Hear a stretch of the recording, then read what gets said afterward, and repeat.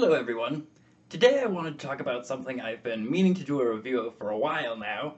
This is the Leon Paul MFA tournament mask, a HEMA helmet mask hybrid that Leon Paul is developing in conjunction with a maker whose name is Jacek Bujko. I might be butchering that, sorry if I butchered that name. This is an interesting new helmet that I managed to get my hands on, luckily. Basically, this is a prototype helmet, still very much in the early phases of design and testing. 6 of these were created for early testers to buy and try out and give feedback back to Jacek and Leon Paul.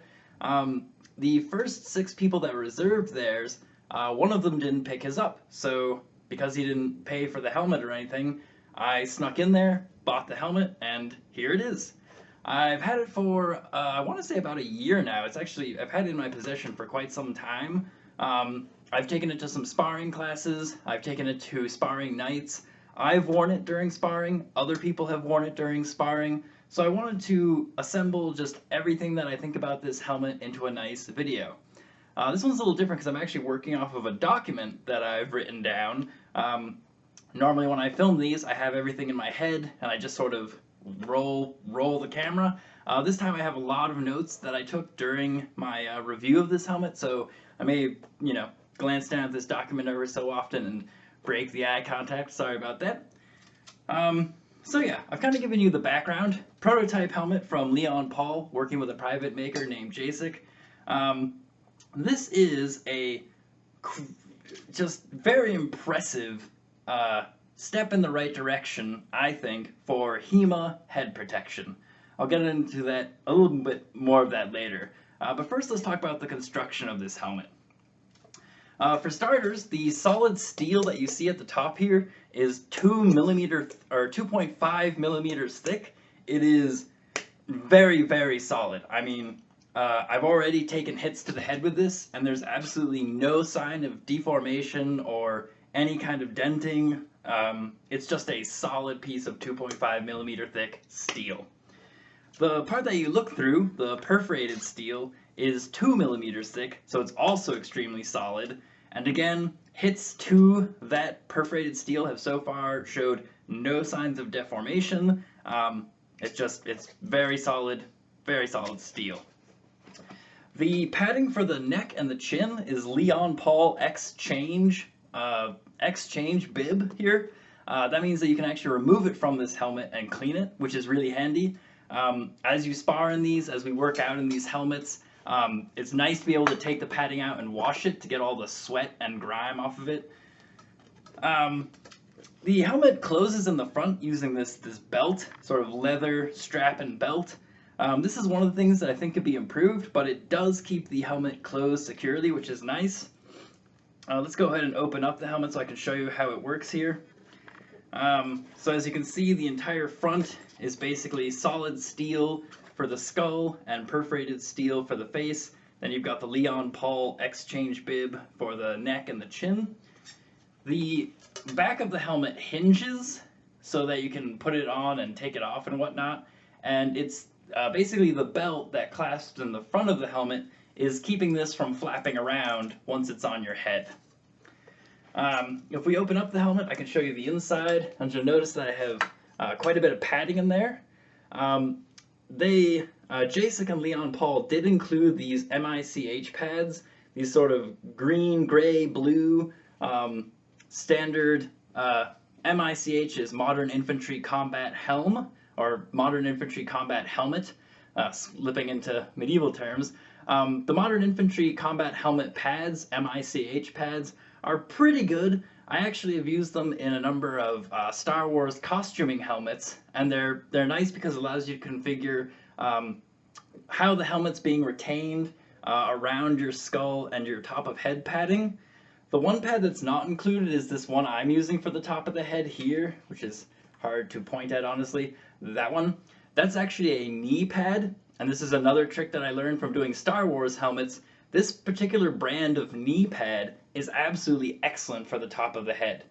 Don't know why, but just works great. So, a lot of padding on the inside. Got the hinge, which actually closes the back of the helmet. Anything else that is interesting?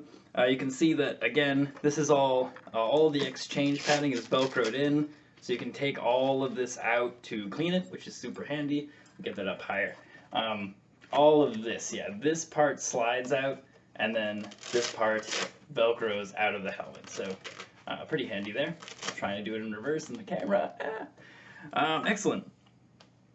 So, continuing with the just sort of construction of the helmet, you notice that the back plate here has more 2.5 millimeter steel and more 2 millimeter perforated steel. There's also a 2.5 millimeter, actually this might be thinner, this one plate, but it looks to be about 2 millimeters at least.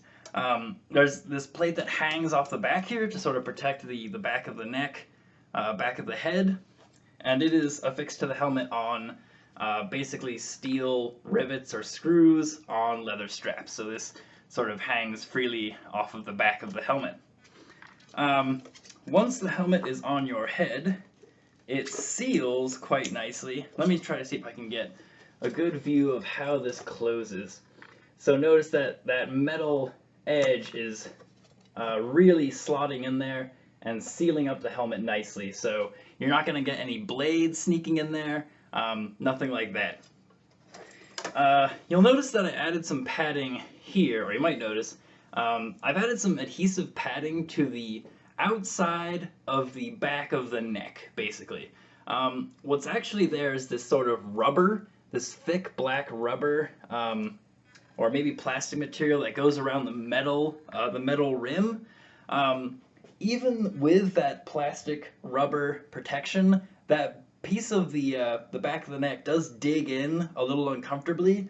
So I added some foam, some adhesive foam, just to make it more comfortable when I'm wearing this. Let me see if I've just covered all my construction notes here. Awesome. Yes. Good. So my only notes for the construction, things that I thought could be improved, were just that because this is a prototype, it's a little rough in some places. You notice this area where it joins in the front, where this is screwed on. This is necessary just to make that shape. You have to cut somewhere into that perforated steel. The edge of this cut is jagged. When I run my finger along it, it just feels a little bit sharp. That could probably be cleaned up a little bit. There are also some welds. Here, we'll go into the inside of the helmet here. There's some welds here that are just a little messy. And again, some of the steel here is a little jagged and could use some smoothing, some sanding and finishing just to touch up those surfaces and make them less sharp and make them look a little better. Other than that, the construction's pretty good. Again, for a prototype, I'm really impressed. If this were being sold as is, I would probably comment and say, if you're going to charge, X for this helmet, these little things should be taken care of. These little things should be smoothed out a bit more.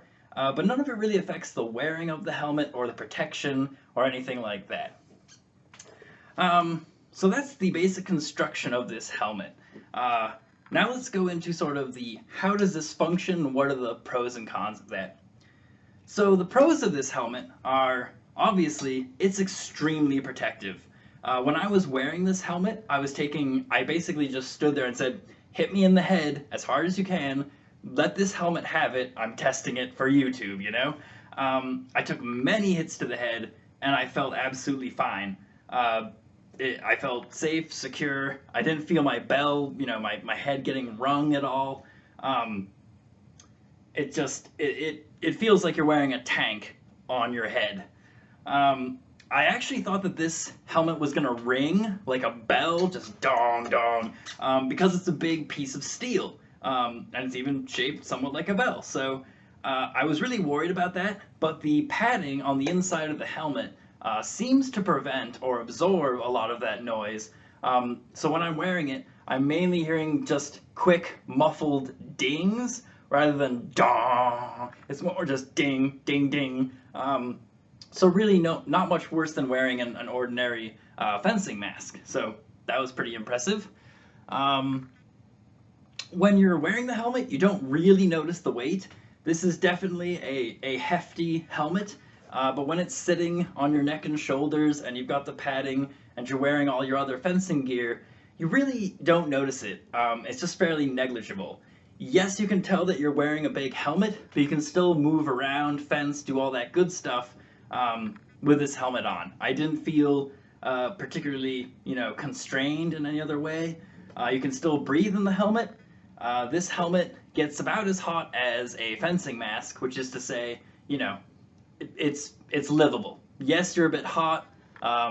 Yes, you probably will want to take it off between fights. But again, that's no different from a fencing mask. It gets toasty when you encase your head and then start fighting. I don't think there's going to be a mask ever made that isn't a little bit toasty after you've been fighting for a bit.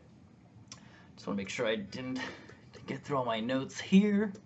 Cool. Oh, the neck and chin padding. Really like the neck and chin padding on this. Again, Leon Paul Exchange, made for fencing. Keeps your neck and chin very secure. Just feels really good when you're wearing that. And again, love that you can take it out and wash it, because that's a big plus when you're fencing a ton in masks like these, or any type of a mask really. So that was kind of the pros of this helmet. It's very protective, it doesn't seem that heavy, and I was worried about noise, and I shouldn't have been worried about noise at all. So some cons of this helmet. For starters, putting this helmet on can be difficult, especially when you're wearing a gorget and a jacket. I usually wear a gorget, then I put a sparring jacket over that gorget. With my, I have a Winter Treecraft steel gorget, brigandine style steel gorget. I actually couldn't wear that gorget with this helmet because this helmet pressed down into the plates, which pressed down into my neck and shoulders, and was just too uncomfortable. I had to switch over to a PBT gorget. Another problem with putting on this helmet is that the way that the back of the head closes around the neck makes it very hard to put on over gear. Mainly because stuff will get stuck right in the lower, kind of right here, if I can get this on camera, yeah, right sort of between these two parts. My jacket, the neck of my jacket would get caught in there. I had to have help getting this helmet on to shove everything in and then get the helmet fully closed. When it's on that tight, when it's so, it's basically, what's the word? Sort of stuck or caught on the jacket, when it's closed around the jacket like that, you can't, when you turn your head moves, but the helmet stays still. So I look over here and the helmet itself is not moving, just my head inside the helmet, which was interesting. I wouldn't really call that a pro or a con, but I would like this to be able to move with your head more.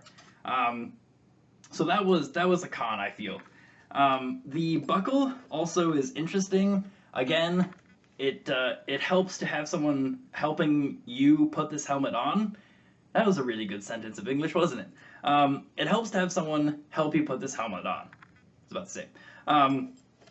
Again, because stuff is getting caught in the back, and then you need to pull this in the front and buckle it like you would a small belt. You're not going to be able to do it with sparring gloves on of any kind. You're basically, when you're done fighting, you're going to have to take your gloves off first, then undo this buckle to get it off. Let me see. Were there any issues I had? Those were really my big issues, but let me see if cool. I mentioned the rubber lining on the back not being very comfortable. That was definitely one of my cons. Again, just digs into the neck. Really, one of my major suggestions would be to redo this back of the head, back of the neck plate, because I feel it's too big. It gets caught on the jacket. It just seems to make getting the helmet on and off hard, and it makes wearing the helmet hard. So some reduction in this perforated back of the neck plate I think would be good. I also think that this hanging plate doesn't need to be on this helmet at all. If you notice, a lot of the back of the neck is already protected by that perforated plate, and you'd be wearing this over a jacket, so really your back of neck and the back of your neck is going to should be covered by a gorget and jacket. So a lot of this feels unnecessary. If the sword was coming around the back here, I think it would already hit other protection and padding. So I think that this, would be an easy way to reduce some weight. Just take this thing off and throw it away. And the other improvement, I think, getting rid of this, or just rethinking this back of neck thing to make it more comfortable. One thing I'd also suggest as an update is this buckle. I think that this works for this prototype version of the helmet, but when you're trying to get it on and when you're trying to take it off, this buckle can be kind of a pain. I almost think that some sort of closure system with hooks, sort of latching hooks, kind of like medieval helmets have, that might be an interesting option to consider. Using a heavy-duty snap instead of a buckle in the front of this strap, that could be an option.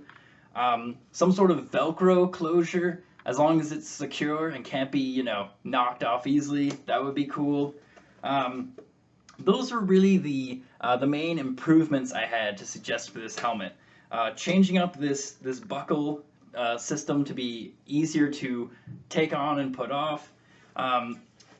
Modifying the back of the neck perforated plate to make it easier to put the helmet on, take it off, and just make it more comfortable to wear, and get rid of this flappy plate at the back, because I don't think it does anything really. So that can go. Excellent. So those are my sort of initial impressions, my pros and cons. Again, I wore this helmet, multiple people wore this helmet, we all fought in it, we all sparred in it, and the overall impression is it provides excellent protection, the weight is fairly negligible, but putting it on, taking it off is hard, and it just needs streamlining, basically. Minor aesthetic, minor, cosmetic things, those will all probably get worked out in later versions of this helmet. So now I just wanted to sort of finish this off on my opinion, my personal opinion on this helmet. I think this is absolutely a step in the right direction for HEMA. Currently we use fencing masks, or we use modified fencing masks, or we use fencing masks that are made for HEMA, like the ones that PBT makes with the HEMA Warrior. I think that's their main HEMA mask. All of those, I think, we need to get away from. Fencing masks fail. They fail regularly. We see the mesh fail. Oops, sorry, got a cat here. We see the mesh fail regularly. It's just not sufficient for HEMA contact. I think we should move towards perforated steel options like this, and I think we should move away from anything that even looks like a fencing mask. So that's kind of my own personal opinion on it. I bought this helmet because I think it's a step in the right direction. I wanted to support that effort and throw money at that effort. Anything that gets us away from fencing masks and towards masks that can actually handle the rigors of HEMA steel combat, I want to throw money at that situation. I want to get us away from fencing masks as soon as possible, and helmets like this are a step in the right direction. Good stuff. Let me just take a quick look at my notes. I want to make sure that I covered all my suggestions. I've actually already sent this document over to Jacek so he could take a look. Yeah, so I've gone over just about everything. The only other suggestion I had, just real last minute, was looking into D3O material for padding instead of MICH pads. D3O is this interesting, I don't believe it's non-Newtonian, but it's highly impact absorbing material that's been used in gloves and industrial applications. And it seems promising. It seems like maybe helmet padding made out of that could make this helmet even more comfortable and protective. So something to look into there. Otherwise, those are really my thoughts on this helmet. Again, this is a step in the right direction. If you are considering making a helmet for HEMA, stop looking at fencing masks, start looking at options like this. The other perforated steel option out on the market right now is the one that's made by Horsebows, based off of the original Terry Tyndall design. That is also a really good helmet, a very promising helmet. This, I think, is a step towards a more mass-producible version, but this still has some work, some little things to work out, but again, very promising. So, there it is. That is the Leon Paul MFA tournament mask for HEMA. And I guess just to close out this video, I will show you what it's like to put on, and you can kind of imagine if I were wearing a sparring jacket and a gorget, I might not be able to do this without help. So, unbuckle the helmet, put it on the head. Notice it closes like so. Then I bring the buckles around in the front. And almost there. There. Excellent. So there you have it. You notice that, I turn my head, not really happening. Excellent. This is a step in the right direction. Well done, Jacek. Well done, Leon Paul. Keep at it. Again, if you are thinking of developing a HEMA helmet, take notes from this. Do not take notes from HEMA fencing masks. Let's get away from HEMA fencing masks. Thanks a ton for watching, and I will talk to you soon. Thanks again for watching. Please hit subscribe and check out some of these other videos.